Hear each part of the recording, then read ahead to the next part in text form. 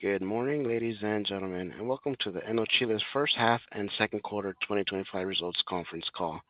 My name is Victor, and I'll be your operator for today. During this conference call, we may make statements that constitute forward-looking statements within the meaning of the Private Securities Litigation Reform Act of 1995. Such forward-looking statements reflect only our current expectations, are not guarantees of future performance, and involve risks and uncertainties. Actual results may differ materially from those anticipated in the forward-looking statements as a result of various factors. These factors are described in Enel Chile's press release reporting its first half and second quarter 2025 results. The presentation accompanying this conference call and Enel Chile's annual report on Form 20-F included under risk factors. You may access our first half and second quarter 2025 results press release and presentation on our website, www.enel.cl, and our 20-F on the SEC's website, www.sec.gov. Readers are cautioned to not place undue reliance on those forward-looking statements, which speak only as of their dates. Enel Chile undertakes no obligation to update these forward-looking statements or to disclose any development as a result of which these forward-looking statements become inaccurate, except as required by law. I would now like to turn the presentation over to Mrs. Isabela Clemes, Head of Investor Relations of Enel Chile. Please proceed. Buenos dias, good morning, and welcome to Enel Chile 2025 second quarter and first half results presentation. We greatly appreciate that you take time to join us today. My name is Isabela Clemes. I'm the Head of Investor Relations. Joining me this morning, our CEO, Gianluca Palumbo, and our CFO, Simone Conticelli. Before we begin, I'd like to take a moment to introduce Gianluca Palumbo, who assumed the role of Chief Executive Officer of Enel Chile on July 1st. Gianluca is an electrical engineer, a graduate of University of Naples Federico II, and brings nearly 3 decades of experience within Enel Group. Throughout his career, he has held several strategic leadership positions, including Head of Global Network Development for all distribution business lines within Enel, and General Manager of EDESUR, Enel Distribution Company Argentina. Most recently, Gianluca served as Head of Global Construction, Operation and Maintenance for the entire distribution business across the Enel Group. Our presentation and related financial information are available on our website, www.enel.cl,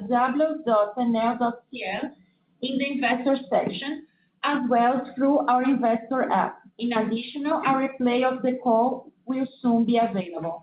At the end of the presentation, there will be an opportunity to ask questions via webcast chat through the Ask a Question link.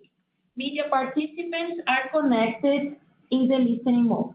Gianluca will kick off the presentation by covering key highlights of the period and the country energy context. He will also delve into our portfolio management actions and provide updates on the regulatory context. Following that, Simone will offer an overview of our business economic and financial performance. Thank you all for your attention, and now let me hand over to Gianluca. Thank you, Isabela. Good morning, and thank you for your participation. I'm honored to be speaking with you today. Together with our senior leadership team, I'm committed to our core goals as we navigate both challenges and opportunities with clarity and determination. Let's start the presentation with our main highlights of the period. Let's begin with portfolio management. Hydro generation remained consistent with the last year's levels, supported by a higher than expected thermal dispatch. This was largely driven by transmission constraints throughout the period, as well as temporary unavailability of certain thermal units within the system. Our gas trading operations also performed well this quarter, playing a strategic role in complementing our portfolio and helping offset our spot market purchases. This activity continues to be a key tool in navigating current market dynamics and is expected to remain at a relevant level throughout the year. Now, Moving on to our distribution segment. At the same time, we have made solid progress with our Resilient and Winter program.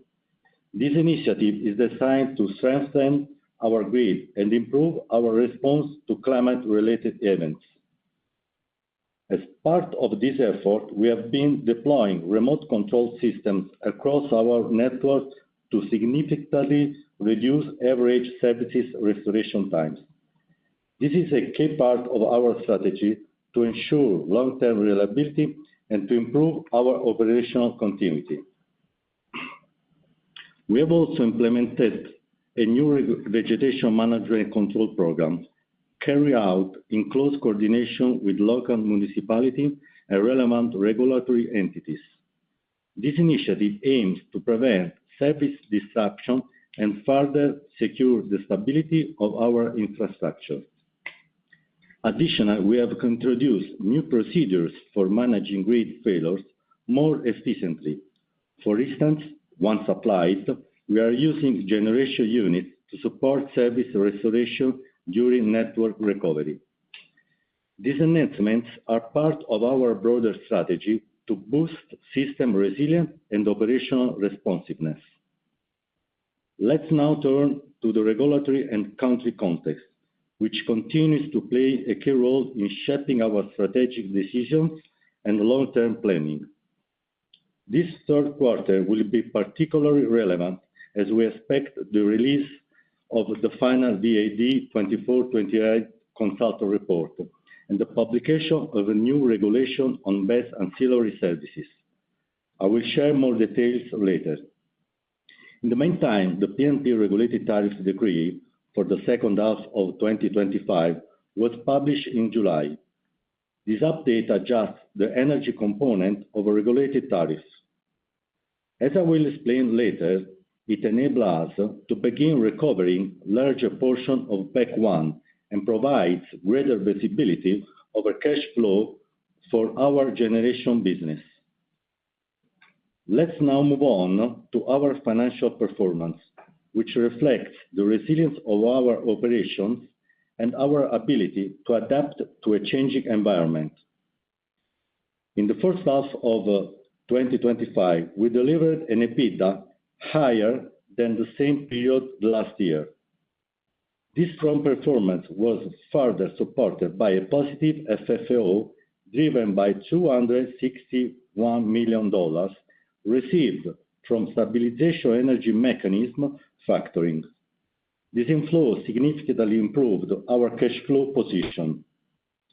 As a result, we have maintained a solid liquidity position that allows us to navigate potential headwinds posed by evolving climate scenario, while also advancing our investment program across both our generation and distribution businesses. Now, turning to generation investments. After gaining confidence in proposed ancillary services regulation and deeply analyzing several market scenarios for Chile and observing the cost of evolution of the BESS, we are ready to formally launch construction of our BESS investments. These projects will be deployed in the northern Chile, adding around 0.5 gigawatts of battery energy storage to our portfolio within the next 2 years. This marks a significant milestone. It reinforces our commitment to Chile and demonstrates the strength of our strategy to continue serving both regulated and free market segments. Now, let's move to slide 4 to talk about the country's market situation.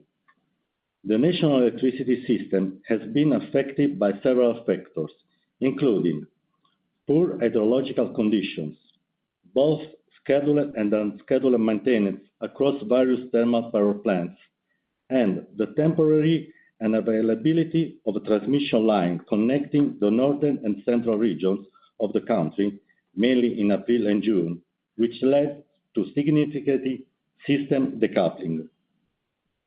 All these factors combined led to increase in spot price in the central southern zone of Chile, mainly during daytime hours, resulting in higher operating costs for the system, as we are showing in the left part of this slide.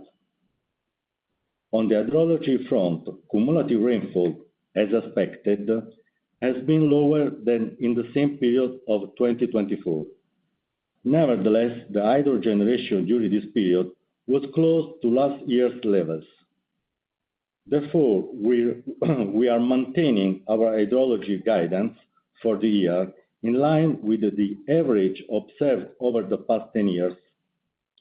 For 2025, we expect hydro generation to reach around 11 terawatt-hours.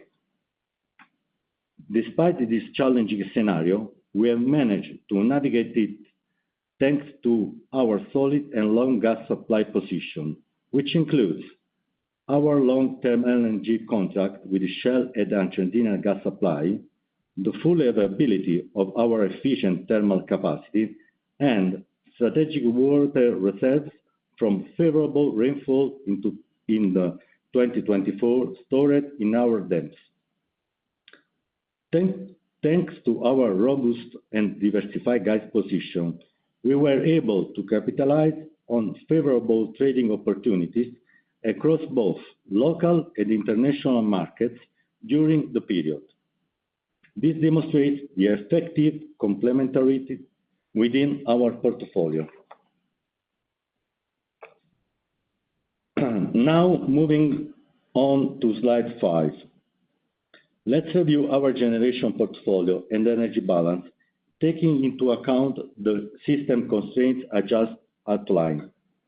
First of all, I would like to highlight that we have started 2025 with a solid, diversified portfolio, which includes a total net installed capacity of 8.9 gigawatts, with 78 coming from renewable energy source and battery energy storage systems. Net electricity generation decreased 5% compared to production as of June 2024. This decline was driven by lower hydro dispatch during the first quarter of 2025, reduced renewable generation, increased the curtailment levels caused by transmission line limitation already mentioned.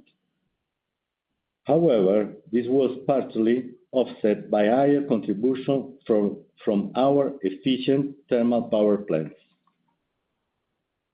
During the second quarter of 2025, net generation declined to 5.9 terawatt-hours, mainly due to the reduced renewable generation already mentioned. In the first half, our energy sales almost reached 15.1 terawatt-hours, mainly due to lower sales to regulated customers following the expiration of regulated contracts. During the second quarter of 2025, physical energy totaled 7.4 terawatt-hours, lower than the second quarter of 2024, mainly due to reduced sales to regulated customers and free clients. In this first semester, as you can see in the slide, we reduced our purchases from third parties and also our spot market purchases, mainly at non-solar hours. Now, I would like to take a moment to discuss the energy regulatory framework and share important upcoming updates on slide 7. Regarding our distribution business, we are currently navigating a new regulatory cycle that incorporates a new replacement value of $2.1 billion. The consultant's final report on the 24-28 VAD is expected to be delivered and published in the coming weeks. We estimate the regulator will release the preliminary technical report for this new cycle in the second half of 2025.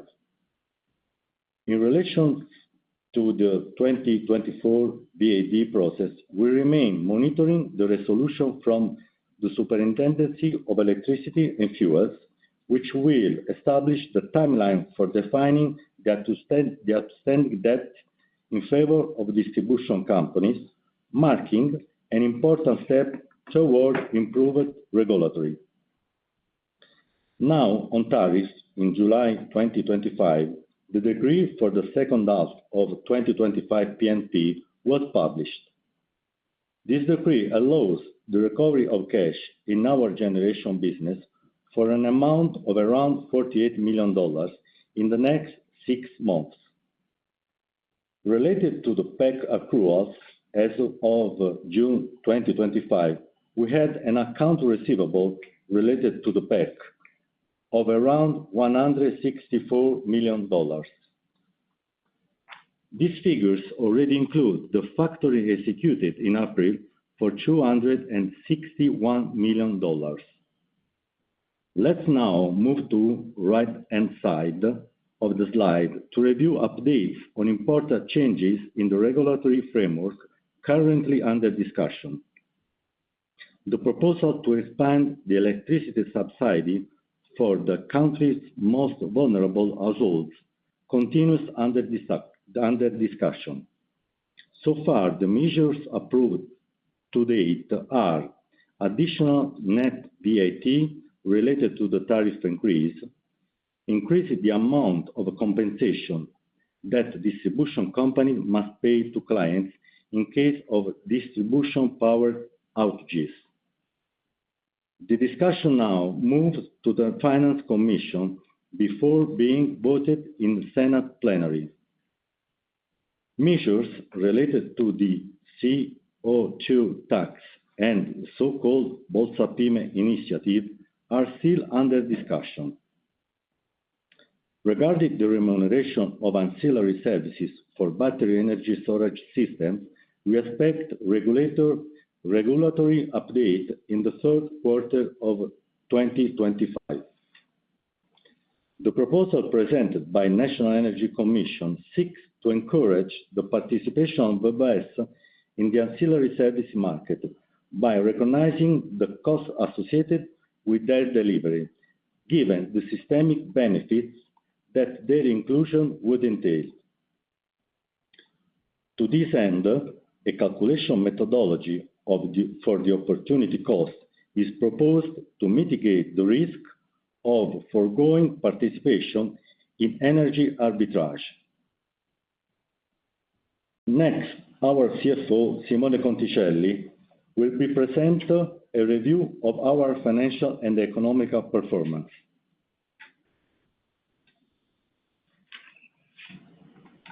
Many thanks, Gianluca, and good morning, everyone. I will start by reviewing the highlights of our performance over the period. Before we start commenting the first half results, let me remind that as of January 1st, 2025, Enel Chile changed its functional currency from Chilean pesos to US dollar.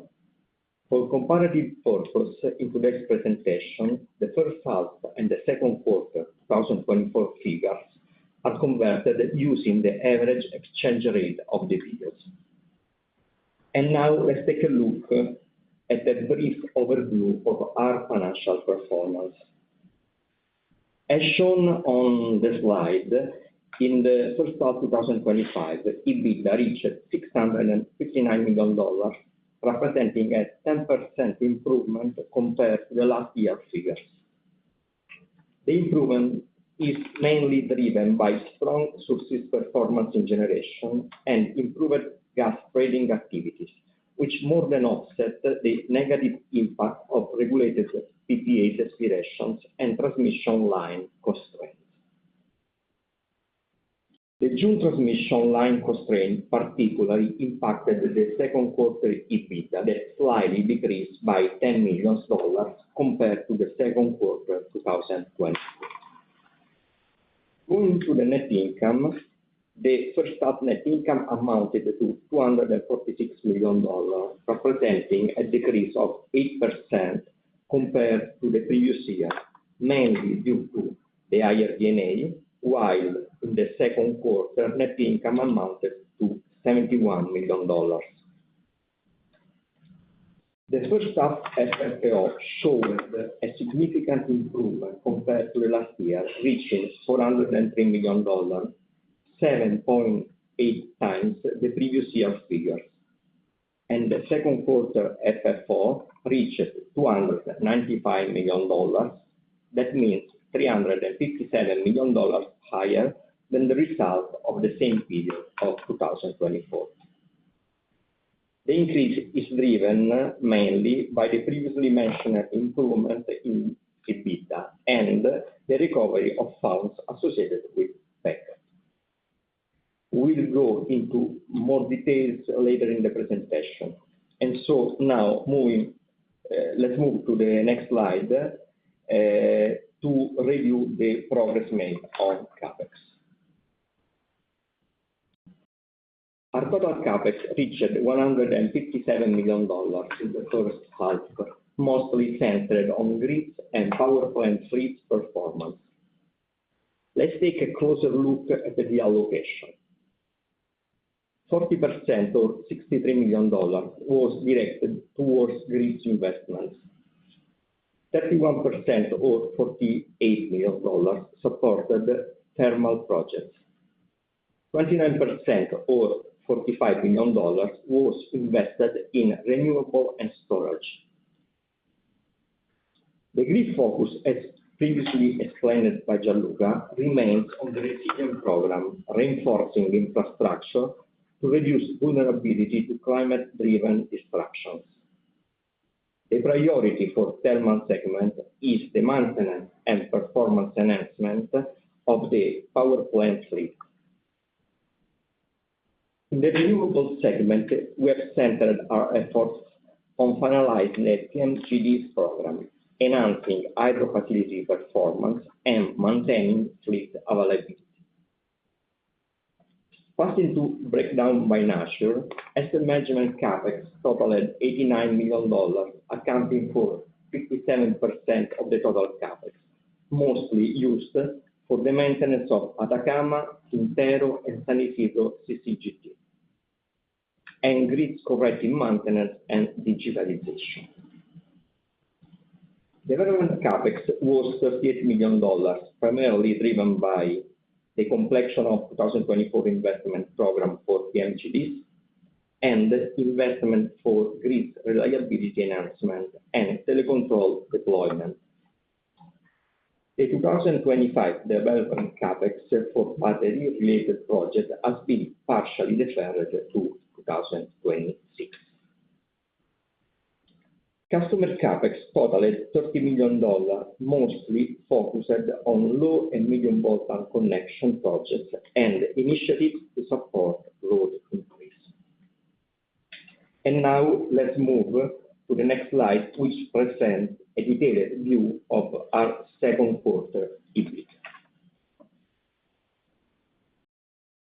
In the second quarter of 2025, our EBITDA reached $293 million, representing a slight decrease of $10 million compared to the same period of 2024. Let's go to the main reason for the performance differences. Starting with generation business, we recorded a decrease of $106 million in PPA sales, primarily due to the termination of some high-price regulated contracts that impacted on volume and average price of the regulated portfolio, partially offset by the negative impact of exchange rate hedges recorded in 2024. Going to the sourcing, we recorded a positive effect of $92 million, despite the negative impact of $23 million due to the transmission line constraints and interruption, particularly in June. The good performance is primarily explained by lower cost in the spot market, mainly due to the lower energy volume purchased and lower third-party purchases. Regarding gas optimization activities, we achieved a positive contribution of $25 million thanks to increased gas trading volumes for the total of 6.4 TBtu during the second quarter of 2025. Regarding our grid business, we recorded a positive impact of $7 million, mainly driven by a provision reflecting the higher tariffs expected for the 2024-2028 regulatory remuneration period, partially offset by a higher cost during the quarter, mainly due to increased maintenance activity aimed at strengthening the grid. We also recorded a negative impact of $14 million, mainly due to generation costs related to the new developed capacity that started operating after June 2024 and maintenance activities. Finally, in the second quarter 2025, we recorded the personnel cost one-off effect, mainly for the incentivized early retirement plan to support the company reorganization aimed at improving internal performance.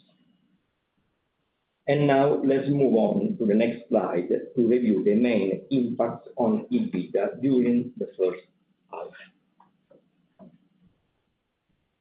In the first half, our EBITDA reached $659 million, representing an improvement of $62 million compared to the same period of 2024.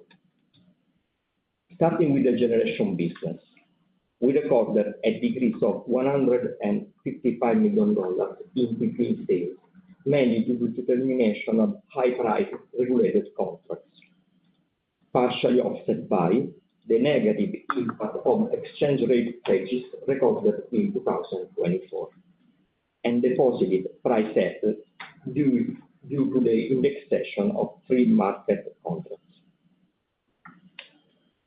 Regarding sourcing, we recorded a positive effect of $189 million, despite the $34 million negative impact due to the transmission line restriction following the February blackout and the additional second quarter issues.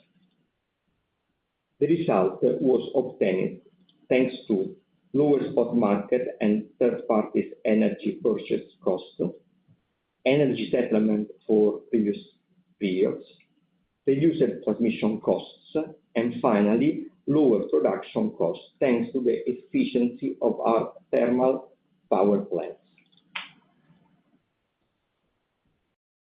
In the first half of 2025, gas optimization activities contributed for $22 million, also thanks to the increase of 5.9 TBtu in trading volumes versus the same period of 2024. On the grid business, we recorded a positive impact of $34 million, primarily driven by two factors: the provision reflecting the higher tariff expected for 2024-2028 regulatory remuneration period, and the favorable effect of tariff indexation. As outlined in the quarterly analysis, in the first half, we recorded an increase of generation costs due to the new developed capacity and the maintenance activity. Finally, as previously explained, we have a non-recurring effect of $30 million related to the company's reorganization. And now let's move on to the next slide, where we will review the net income evolution. Our first half 2025 net income reached $246 million, a decrease of 8% compared to the last year's figures, mainly explained by improved EBITDA by $62 million, offset by higher depreciation, amortization, impairment, and bad debt expenses for $56 million, mainly due to the commissioning of new renewable capacity amounting to $20 million, the $29 million impairment followed our decision not to proceed with the new PMGD solar project initially planned for development in this area, and finally, the increase of grid bad debt provisions amounting to $6 million, mainly driven by higher average invoice amount due to the rise of tariffs. Regarding financial results, we recorded a negative variation of $28 million, mainly explained by the lower capitalized expenses of renewable projects, the 2024 interest on tax receivables, partially offset by lower financial expenses and positive foreign exchange differences. We also recorded a $3 million increase in the income taxes, mostly due to the improved results. Focusing on the quarter, net income decreased by $39 million, mainly due to $10 million decline in EBITDA, $41 million increase in depreciation, amortization, and bad debt, primarily due to the operation of the new renewable capacity and the commented impairment. And finally, $12 million decrease in income taxes, mainly due to the lower results recorded in the second quarter 2025 versus the second quarter 2024. And now let's move on to the FFO analysis on the next slide. Let's analyze the FFO composition for the first half of 2025 and the main effects compared to the same period in 2024. Our FFO reached $403 million, representing an improvement of $351 million compared to the first half of 2024. This is due to the following factors. First, EBITDA amounted to $659 million, with a positive variation of $62 million, as previously explained. Second, the $269 million recovery of tax receivable in the first half of 2025, mainly due to factoring executed in April 2025 related to tax freeze. It's worth mentioning that we observed a positive FFO variance of $416 million versus the first half of 2024, thanks to the end of the accumulation of tax receivable started in October 2024. Third, the working capital increased by $256 million, mainly due to the development CapEx payment and seasonality on energy payments. The increase was higher by $115 million versus previous year, mainly due to the negative effect of energy payment scheduling and the increase in energy distribution receivable due to the increase in the tariff. These effects were partially offset by lower CapEx payment related to the new renewable capacity. Fourth, the income taxes impacted on FFO by $187 million, mainly due to tax payment in the generation business. Income taxes paid in the first half of 2025 were higher by $50 million compared to the first half of 2024. This difference is mainly due to the increased tax payment in the generation business, driven by both higher results and higher monthly payment tax rates. And finally, financial expenses amounting to $82 million, mostly due to the bad-related costs. This represents a reduction of $38 million compared to the first half of 2024, mainly driven by a lower average debt this year. And now let's take a look to our liquidity and leverage position. Our gross debt increased slightly by $40 million to $3.9 billion at the end of June 2025, compared to December 2024. This increase is mainly due to a seasonal effect related to the net working capital needs in the second quarter.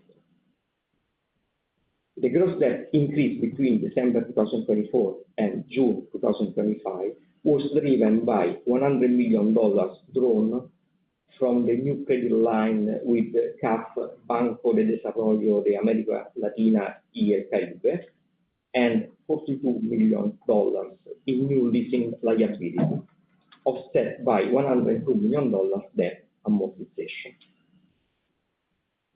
The average maturity of our debt portfolio slightly declined to 5.9 years as of June 2025, compared to 6.2 years in December 2024, and the portion at fixed rate is the 86% of the total debt.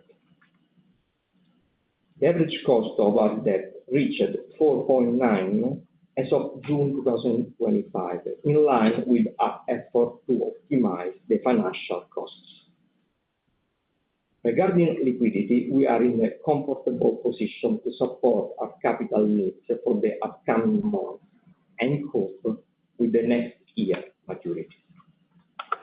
And finally, as of June 2025, we have available committed credit lines for $590 million and cash equivalents for $320 million. So thank you all for your attention, and now I will pass the floor to Gianluca for the closing remarks. Thank you, Simone. As I take part in my first earnings call as CEO, I'd like to extend my thanks to our shareholders and the broader investment community for your continued support of Enel Chile. I step into this role committed to working with the Enel Chile team through an agile, data-driven approach, clarity in execution, and deeply rooted in operational excellence. This mindset will guide how we identify the seek opportunities, design and scale innovative solutions, and lead our team with clarity, purpose, and accountability. I look forward to fostering our culture of agility, proactivity, resilience, and innovation, confident that this approach will generate consistent and sustainable value to all our stakeholders. Now, I would like to share the following closing remarks. We remain fully committed to our winter plan in the distribution business, with a clear focus on ensuring services continuity and reliability, especially during the most critical months of the year. The timely completion of all infrastructure projects is progressing as planned, strengthening our ability to respond effectively within a robust risk management framework.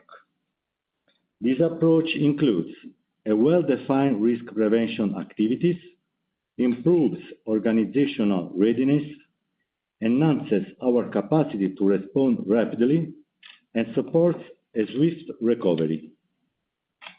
Also, now that we have greater clarity regarding the regulation, we are set to begin construction of our best pipeline in the coming months. In parallel, we are proactively implementing managerial measures to mitigate the impacts on our portfolio, those related to transmission constraints and asset unavailability. We are acting with flexibility and precision, identifying key operational actions and deploying solutions to safeguard value and maintain system stability and rentability. At the same time, we continue to improve the foundations of our business model, which has consistently proven resilient in face of external challenges. These ongoing managerial actions enhance our adaptability, reinforce our positioning, and support the delivery of sustainable long-term value.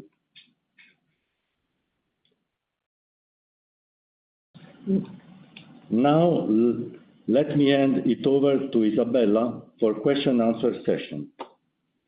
Thank you, Gianluca. Thank you, Simone. So let's now move on to the Q&A session.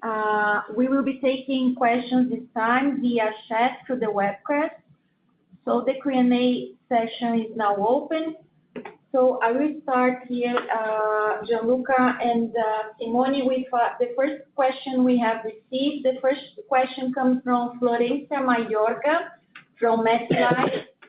The first question of Florencia is, Gianluca, which is the main reason behind the higher energy losses in the distribution business? And the second question is, regarding higher gas sales in the generation business, how sustainable they are? Okay, Gianluca? Yes. Losses in distribution increased once comparing 2024 versus 2025. One reason is higher electricity prices starting in the mid-2024, which led to more energy debt and the last year climate events. Some changes in customer habits also added to the problem. To fix these, we have made payment plans easier for customers. We have also added better tools to find debt. And we are working with regulators to improve the rules and regulatory model. Chile still has lower losses than other Latin American countries, but we are watching the situation closely and working with teams in other regions to share what's working and reduce these losses. Thank you, Gianluca. Then we have the second question regarding the gas. Yes, okay. Our current guidance is between $80 to $90 million for this year. We expect that the sale of gas surplus could be sustainable in the next few years, considering our availability. However, profitability and volume of gas trading will vary considering market conditions. Okay, thank you very much, Gianluca. So now let's go to our second question coming from Beatrice Giannola from Mediobanca. So she has several questions. I go one by one, Simone. So the first one is from hydrology, okay? So she's asking that in the first half, hydro production is slightly above 50% of the full year target, which has confirmed. How do you expect hydro volumes to evolve in second half? Do you expect a slowdown? And if you are comfortable with the full year guidance, both in the hydrology and also in the, we understand also in the EBITDA numbers, if you are confirming. Okay. So the first half was a very dry season, but considering that we have many plants with reservoir, and the reservoir was at the highest level at the beginning of the year, we achieved a very high level of production. July was a little bit of surprise. It started a little bit dry, and but in this moment it seems that the rain season has already come a little bit late. So also considering that we are expecting the melting season and there are a lot of snow on the mountains, we are quite optimistic about the hydro production for the next month. But clear, we will go on monitoring the situation. And so we can confirm 10.7 terawatt hour. That was our target in the first year of the strategic plan. Okay, thank you, Simone. So we are going to the second question from Beatrice. It's about the debt, cost of Enel Chile. Can you share with us your current average cost of debt? We have a very good cost of debt coming from the indebtedness that we made in the past in a more favorable condition. We start the year with 5%, but in this moment the cost of debt is slightly decreased to 4.9%, also due to our good mix between long-term and short-term debt. Okay, thank you, Simone. So let me see now. We have now a question coming from Francisco Paz from Santander. So the question of his is regarding the 2025 guidances as well. So considering the worse than expected energy market condition, also he's talking about the low hydrology and unavailable of generation plants, transmission issues, which led to higher spot market prices. Are you considering to adjust your full year-end guidance in terms of EBITDA, net income, and payout? So thank you for the question, Francisco. As we know, we are a very well-balanced company, so we have many possibilities to react also to bad events. And so also in the first half, that as you commented, there was a negative half from the point of view of external pressure, hydrology, higher price, problems with the transmission line and everything. We reacted and reached good results in line with our expectation. And so we are sure that we can continue on this trend, and so we confirm also the guidelines for the 2025. Okay, thank you, Simone. So I'm checking here.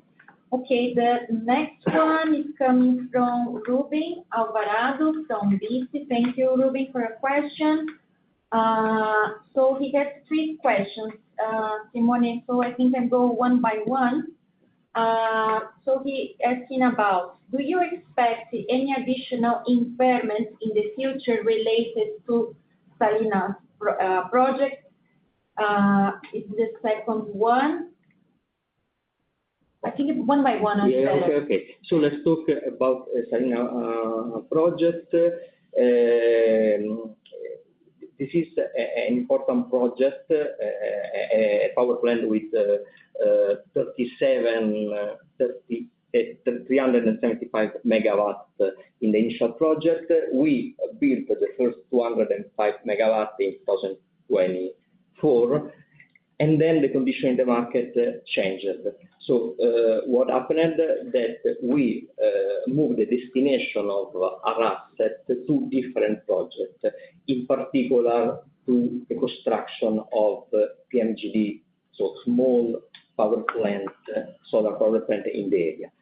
Considering that the market for this kind of project is reducing, finally we change the value of our asset to align the asset at the market level. And in this moment, the value of the asset after the last impairment is quite low, and we are not expecting any other impairment. Okay, thank you, Simone. So the second question is, could you give us more color on the reduction cost in the distribution segment? So he adds, if sales in the distribution business were down, why do you see consolidated costs decreasing more than consolidated sales? Did you reach some additional efficiencies in terms of costs this year? We are keep on working on distribution business. You know that this is for us a core business, and for sure we are looking at the possibility of reduce the cost. For this reason, we launched some organization process and also some extraordinary activity to contain the cost, and this is the main reason for the cost reduction. I think this is in line with our policy, try to increment and the value of this business. Okay, thank you. So the last one is, what is the reason behind the year-over-year increase in the financial expenses in the quarter for Enel Chile? The increase is related also to increase of amortization. The reason is that in the last year we have a large amount of projects under construction, and so we had the opportunity to capitalize on cost in the correct way in these projects, and considering that this project start producing energy. We reached the COD, in particular for the huge project of Los Hombres. This year, we have a little bit changed the possibility to capitalize financial costs. Okay, thank you, Simone. So the next one is coming from Felipe Torres from AFP Habitat. Thank you, Felipe. So the question is, thank you for the presentation. Question: all gas trading activities already made were booked, or can we expect further impact of gas trading already done in the next quarters? Can you give us guidance regarding future gas trading activities in the current context of lower availability of Argentinian gas? Gianluca? Okay, thank you, Felipe, for the question. In the first quarter of 2025, we signed an agreement to sell 2 LNG cargos for delivery in Europe. We are always looking for opportunities to trade LNG surpluses. The margin of the first cargo was booked in the second quarter of 2025 and accounted for $23 million. The second cargo will be sold and booked only in the fourth quarter of this year. As commented before, our current guidance for 2025 gas margin is between $80 to $90 million.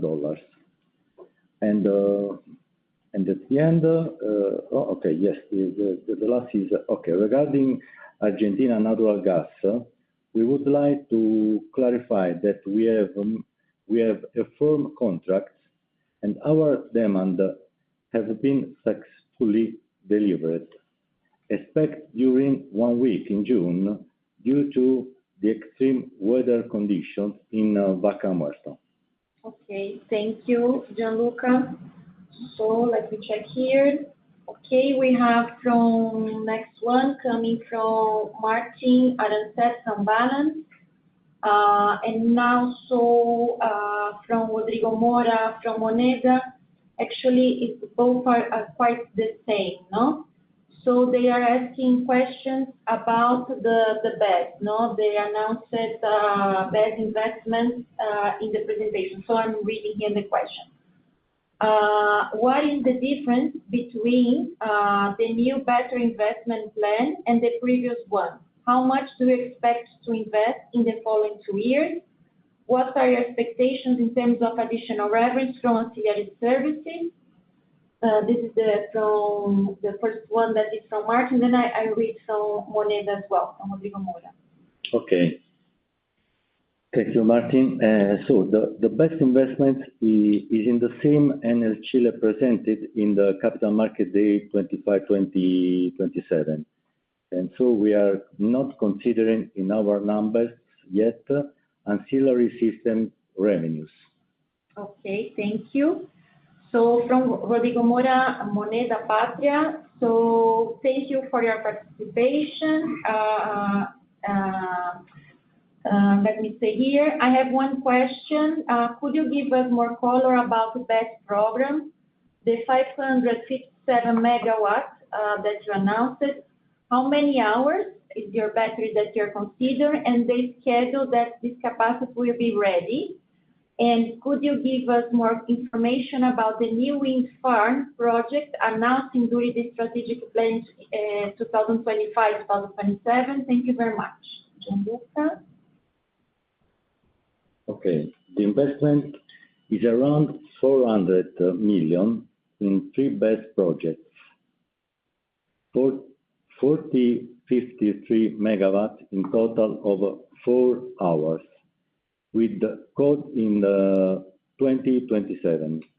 The wind farm projects announced during the strategic plan are still in the business plan, but with a further code than BES projects. Okay, thank you, Gianluca. I'm going now to a new one from Floresta Mallorca from Metline. She's asking about Simone. So the debt, no? When you are expecting to address the 2027-2028 bonds of Enel Chile, the 1 billion yen bond? So thank you for the question, and this is really the higher maturity that we have in the medium terms. But in this moment is a little bit early to make plans about that. What we can say that in general terms, we continuously evaluate liability management alternatives to optimize our financial costs. And so our analysis that already have been started include many refinancing options like issuing new bonds or, for example, security long-term loans and so on. But maybe we will be more involved in this issue in the next months. Okay. Simone, we have another one for you coming from Liliana Young from UBS. She's asking about the investment, no? If we're seeing, let me ask here the question. Where do you see most attractive investment opportunities for a subsector standpoint? Renewables plus BESS or distribution or transmission? What about dividends, share buybacks? Do you have a program of share buybacks in your company? Thank you. So, and also, sorry, Simone, there is another one that I keep here. And if you can provide a more color on the CapEx plan of the company as well. Okay, so the first one, please, can you help me about where are more possible investments? Okay, I remember. And then I will ask for help for the next. For our investment, we try to optimize the investment in all areas, I mean, in generation, but also in distribution. In generation, for sure, at the center of our strategy, there are the projects for hybridized our renewable power plants, mainly in the north, mainly solar power plant through BESS. But also we are considering many other opportunities, for example, also to build or maybe to buy also power plants in other areas of the country. And talking about distribution, we are investing as much as we can, considering our cash flow that is impacted by our current remuneration model. And these investments are mainly devoted to increase the resilience of the grids, also considering that these very disruptive climate events, it seems that will be occur in the future more often. And so all our efforts to increase the grids. Second, talking about share buyback, this is something that is not in the end of the management, it's a decision of the assembly of shareholders. Always is an opportunity for a company that has a very good and solid leverage. So this opportunity can be used, but in this moment I don't have any specific thought about that. Okay, thank you, Simone.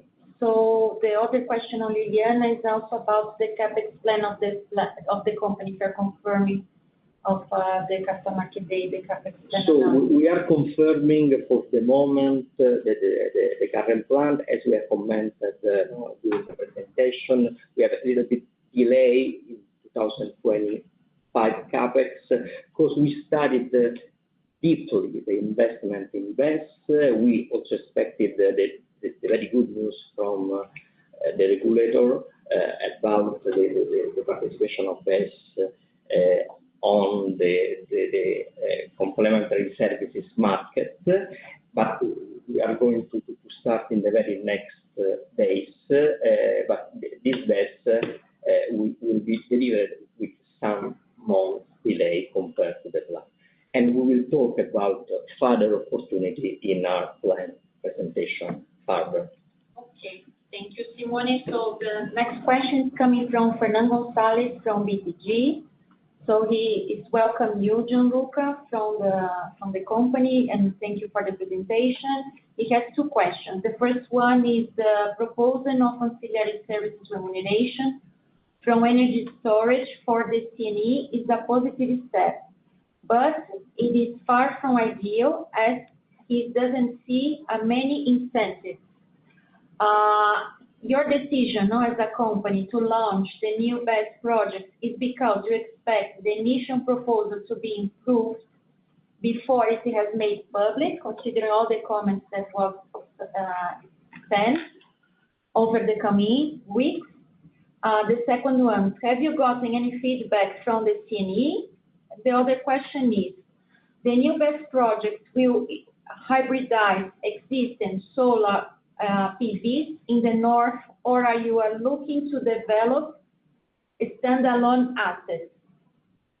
Thank you for your questions, Fernando. Gianluca? First of all, thank you, Fernando, for your welcome. About the first question, the new ancillary services proposal will allow capture higher spot prices with independency of the best dispatch by coordinator. And about the second question, we have advanced battery storage project totaling 450 megawatts, like told before, for 4-hour duration in northern Chile, and we expect to share important updates in coming weeks. Our wind project remain on track and fully aligned with our current plan. And finally, the BESS project will hybridize existing PV plants in northern of Chile. The new BESS capacity main goal is to improve our non-solar hour production rather than providing ancillary services. Okay, thank you, Gianluca. So we have the last question here. The last one is coming from Rodrigo Mora, Moneda Patria. Simone, the question here. So the first one is related to the incentivized retirement plan included in this quarter for the company. Could you give us to the investors more information about the split by subsidiaries, by segments? And also he asking question about the availability of some renewable assets of the company. He's saying that Guangchong is generating less than 1/3 of 1 year ago, and the geothermal plant, Cerro Pavilion, has shown a reduction of energy generated. So can you give more information about the actions that the company is taking to recover this capacity of generation, please? So, hi, Rodrigo, thank you for your questions. First of all, let's talking about the reorganization of the company. It's a very important project that will improve our internal efficiency in the future. And so this plan goes to all the group here in Chile. 5 million of the impact are on generation area, more or less the same amount on distribution area, but we are also looking at the services areas. Talking about our solar assets, yes, it's true, we are producing a little bit less than expected. And the reason is that we anticipate some maintenance activity, basically on transformers, during this first half. We come to finish the job in other few weeks, maybe in September we should be ready. And this is due to some problems, but also I want to stress that this kind of issue are covered by the insurance. We have an insurance to cover the cost of the maintenance, but also partially the lost production. So it's very important. Then, talking about Cerro Ravillon, it's true that we are producing a little bit less. We are producing with 2 out of 3 turbines, but the 3 turbines are correctly functioning. The fact is that we have a little bit less of fluid, and this is the natural evolution of the wells, but we have planned already an intervention with a specific drilling machine to be transported in the site to recover the full efficiency of the wells, and so by the end of the year we should be making this maintenance activities. Thank you, Simone. So now it's our last question. So from Fernando Sales, BTG, on the distribution now, Gianluca. So has there been any progress on the change to execute investment in resilience in rigs and be recognized in the asset base earlier? Okay, thank you for your question. No progress so far, but as Enel are actively advocating for the need to transition to a new model based on real assets. A significant investment in the network will be required to address the increasingly frequent effects of climate change. And so the higher electrification expected and the growing penetration of renewables in the system. So this is our point. Okay, thank you very much, Gianluca. Thank you all connected. So if there is any other questions or any other information you may need, our investor relations team will be available. Thank you very much. Have a good week. Thank you. Thank you for your participation in today's conference. This does conclude the program. You may now disconnect. Everyone, have a great day.